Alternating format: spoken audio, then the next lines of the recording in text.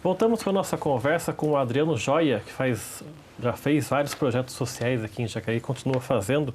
Por falar nisso, o Joia aparece nesse comecinho seu com esporte. Como é que surge esse Joia aí? Essa é uma pergunta que sempre vem. Bom, eu até brinco com o pessoal, né? Reza a lenda, pontinhos, não. Mas é minha mãe que contava muito. Assim, acho que vem de menos de um ano, talvez, um ano ali. É? Então tinha... Aonde eu morava, né, na Vila Garcia, passava algumas meninas para ir para a escola e sempre brincavam comigo. E eu era fortinho ali e tudo mais, ainda tô, né, pessoal? Mas ela... E aí, quando eu não estava, e às vezes só estava minha mãe, elas perguntavam, cadê o Joinha? Cadê o menininho Joinha que ficava aqui? E isso foi pegando, né, ao longo do tempo aí e tudo. Então, a aproximação... muita relação do meu pai nas competições ali do ADC, então sempre você... E aí você vai tendo algumas ações que tem um certo populismo ali, as pessoas cada vez mais vão conhecendo, né? E isso ficou para dentro da empresa, então a alta liderança às vezes me chama pelo apelido também, e ficou. Então eu sempre brinco com pessoas, pelo menos no apelido eu sou um cara joia. Não, mas acho que foi uma escolha que... Também acredito muito em forças divinas. Acho que Deus até preparou também ali. Se alguém falar joia aí, você já atende direto, né? Normalmente. O meu medo é quando alguém me chama de Adriano. Eu falei, e aí, agora, o que eu fiz de errado, hein? Adriano, eu falei, e aí? Aonde eu deslizei? Nesse comecinho dos anos 90, também tem uma participação sua ajudando no caso de enchente, né? O sul de Minas Gerais. Sim. Como é que foi essa experiência? Você com 18, 19 anos... podendo participar disso e ajudar nesse sentido, né? Então, eu tive uma participação ali junto com algumas lideranças ou algumas pessoas do bairro, né? Então, o Distrito São Silvestre, principalmente ali Vila Garcia, Vila São João, ele tem uma formação ali de pessoas, né, migrantes ali do sul de Minas, né? Passa Quatro, Itaendu, Itamonte. Tem um pessoal da região de Nepomucene e um pessoal um pouco mais do norte também, na região próxima a Governador Valadares, os amigos de Nassip Raidan, né? É uma cidadezinha bem pequena lá. E então você tem esse vínculo muito forte. Então quando as pessoas vê a situação que ficou, né, nessa primeira enchente em 92 ali, e aí começa-se uma sensibilização. Poxa, eu tenho uma tia que mora lá, tenho um amigo, meu irmão mora lá. Poxa, por que não ajudar a cidade como um todo? Então tem uma certa mobilização ali para a gente fazer todo esse trabalho. Então eu fui uma das pessoas que participou ali, um jovem, talvez bem disparadamente o mais jovem mesmo, na arrecadação, depois na entrega lá também, né? A gente presenciou lá, realmente machucou muito o município, né? E isso serviu depois, obviamente, de inspiração para que 2 outros momentos aí com um pouco mais de protagonismo, né? Em 2000 e também de novo no sul de Minas, e aí já com uma liderança, né, num determinado grupo que eu tinha atuando ali, e depois em 2010 em São Luís Paraitinga.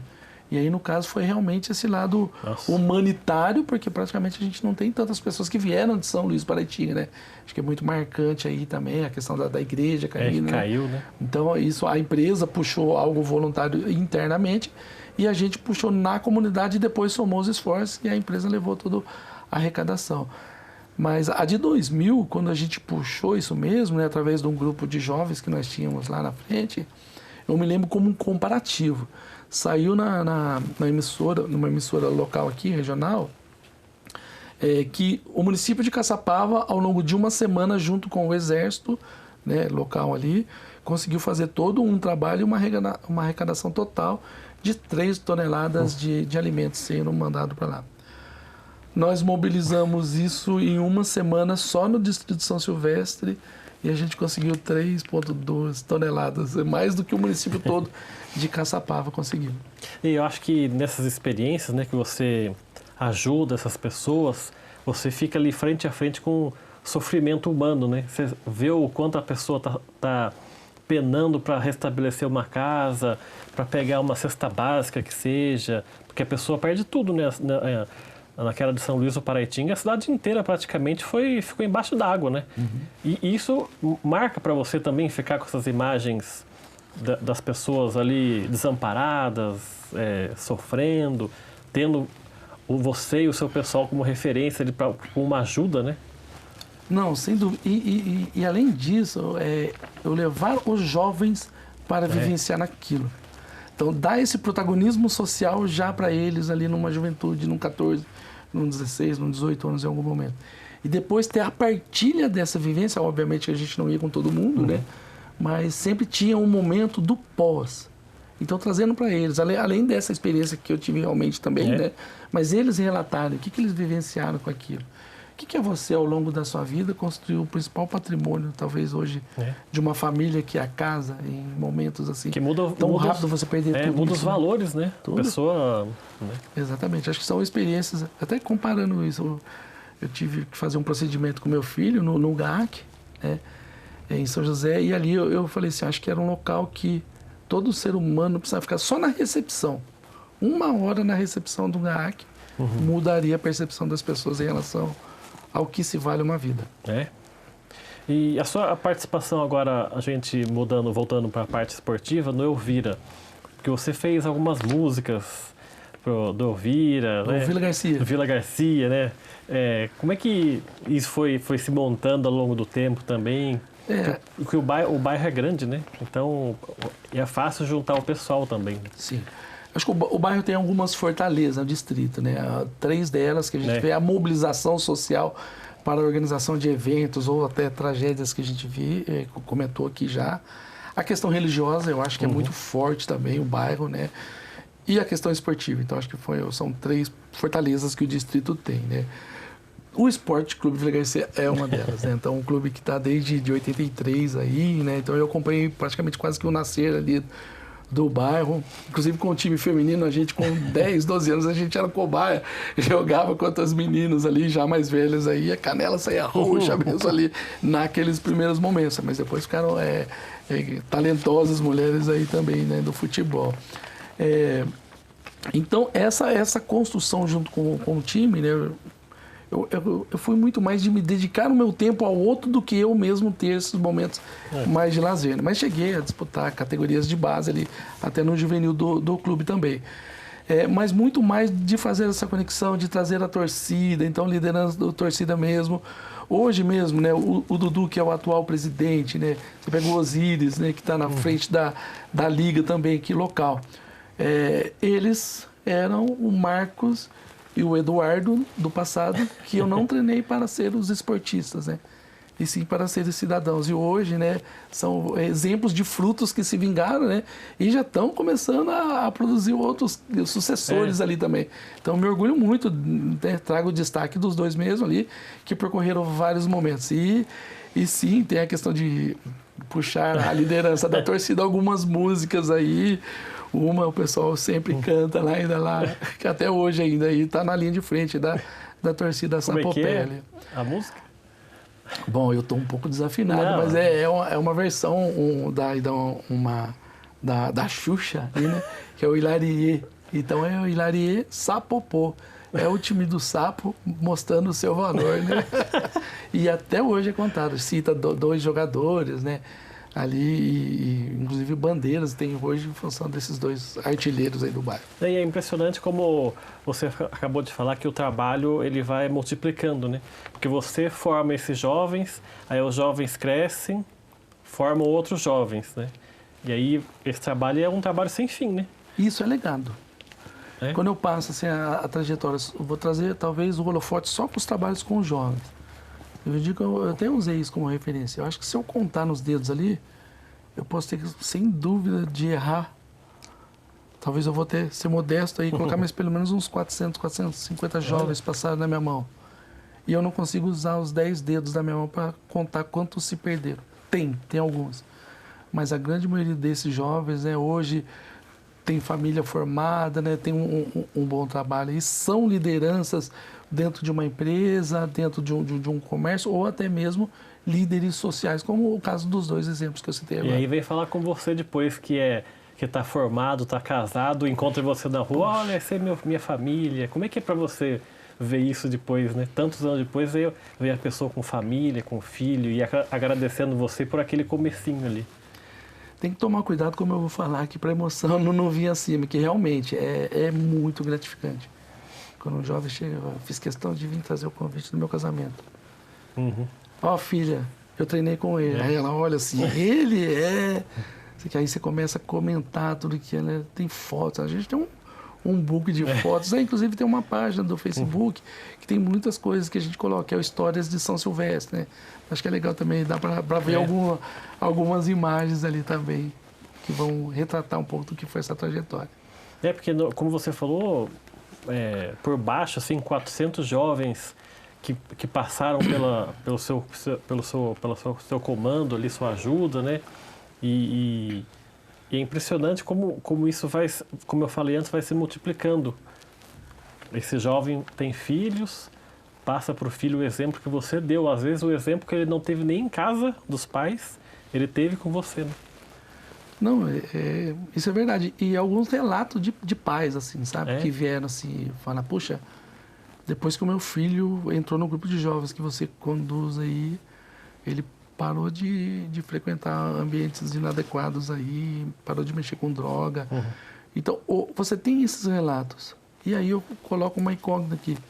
Se não tivesse os projetos sociais, será que isso não seria uma estatística negativa que a gente pode evitar também, né?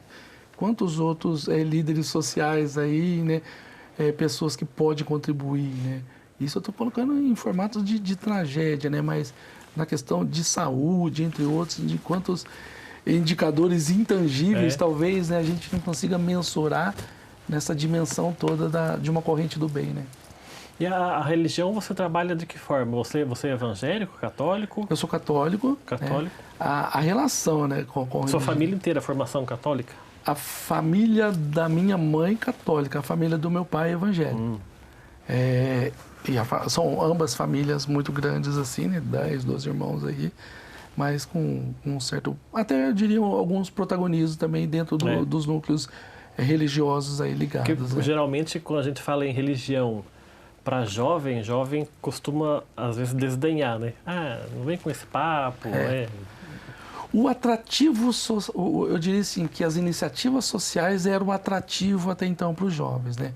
Então, acho que tem 2 momentos aí da minha trajetória que eu tive uma certa relação com a questão religiosa. O primeiro, um grupo de jovens que não tinha... A decisão foi não ter vínculo... Foi logo quando eu parei de exercer a função de diretor de esportes de São Silvestre, né, da Associação de Moradores. Fiquei quase que menos de um ano e aquilo me dava uma aflição. Eu preciso fazer alguma coisa. E aí o pessoal falava, vamos fazer... vamos reunir então um dia lá uns jovens, lá na Associação de Moradores. Foi quase 30 jovens. O que eu vou fazer com eles? Vamos falar de um tema? O que vocês acham? Já dá pra gente fazer toda semana. Aí chegou no momento de 72 jovens. Nossa. E aí o pessoal foi criando força aquilo. Então era debate. Como que a gente vai relacionar? Onde, né, ficou grande? Vou conversar. Conversei com alguns pastores, com o padre, né, o padre Bentinho na época ali, para a gente fazer esse movimento das igrejas, dentro das igrejas, sabe? Mas pegar o componente social, cultural, esportivo, para ser um atrativo. E aí mais, né, os outros atores mais fortes ligados à igreja que conduzia. Mas é um grupo de jovens que também teve um certo protagonismo no bairro aí também. E depois, né, aí para-se o grupo também de jovens por um tempo, logo após o casamento também. E aí vem depois o convite para a liderança aí da Pastoral da Juventude, mas também no contexto social aí também, que a gente exerce uma função interessante ali. Para a gente encerrar esse bloco, você falou nesses 2 blocos muito do seu trabalho social lá na Vila Garcia, São Silvestre, você conhecendo o bairro na palma da sua mão, né? Várias famílias em contato. Você nunca foi convidado para ser candidato a vereador? Ou já foi candidato a vereador? Eu já fui candidato a vereador, já. Quando foi isso? Eu fui em 96, né, uma experiência, na verdade... Com 23 anos? Com 23 anos. A ideia era algumas outras lideranças ali do bairro, né, que a gente foi consultar. Qual partido você foi? Na época eu fui pelo PPS. A gente tinha um vínculo muito forte com a prefeitura naquele momento, o Telmo e Demésio, né? Então... E eu nunca fui pedir nada para mim, sempre quando eu fui procurar um poder público para a comunidade, para os trabalhos comunitários. Então me lembro, né, de chegar uma vez no gabinete, e aí o Demésio falou assim, O pessoal, ó, Demésio, o joia tá aí. Ele desceu, ele falou para a moça, ó, de que esse rapaz chegar aqui, ele só vai falar com você bom dia. Você já pode mandar ele direto lá pro gabinete. Era assim. A relação, então, e aí, como é que tá? O que tá precisando no bairro? Então, aquela atuação, ele chamava um secretário e marcava uma reunião, então, para fazer acontecer. Que, de certa forma, se você... Eu penso assim, os governantes, se usar muito bem essas lideranças sociais, é uma pessoa que está desenvolvendo um papel verdadeiro, com resultados, o poder público só precisa incentivar isso. Eu tenho uma pessoa que não está dentro do meu escopo orçamentário, né? Por que não desenvolver com eles ali? E aí o Demésio foi para sair como candidato a prefeito. E aí eu falei, poxa, e conversando com as 3 lideranças no bairro que eu achava que deveriam ser os candidatos, não, entra você e a gente apoia você. E aí que a gente vai procurar o partido. Então eu converso com o Demésio. E aí, né, o PPS era um partido novo naquela época. Né? Exatamente. O Demésio era PMDB. E o que ele comentou comigo? Você não vai passar na convenção. O PMDB era um partido forte. Então, a recomendação foi para entrar pelo PPS, para entrar com a coligação e eu poder sair como candidato. Mas foi uma experiência interessante, mais uma das experiências que a gente traz, né? Não foi eleito, tive 458 votos, muito bem votado para a época, né? E aí, 2000, choveu de gente para E por que me você convidar. não quis? Então, a experiência como candidato, acompanhando algumas coisas ali, dentro do meu perfil, a minha pessoa, naquela fotografia, eu falei, acho que eu sou muito mais útil fora do que dentro. Algumas coisas que durante a campanha, sabe, pô, você pode conseguir isso para mim, eu era auxiliar industrial, eu tinha acabado de entrar na empresa. Poxa, não dá. E eu fui estudar o que faz um vereador, né? Comprei livros e tudo mais. Falei, não, isso não é o meu papel aqui. Aí a pessoa, eu não vou votar mais em você. Eu falei, posso ser sincero? Voto seu e o da sua família dessa forma eu não quero. Então, verdade, acho que não combinava a fotografia. Sua carreira política durou uma eleição. Uma eleição.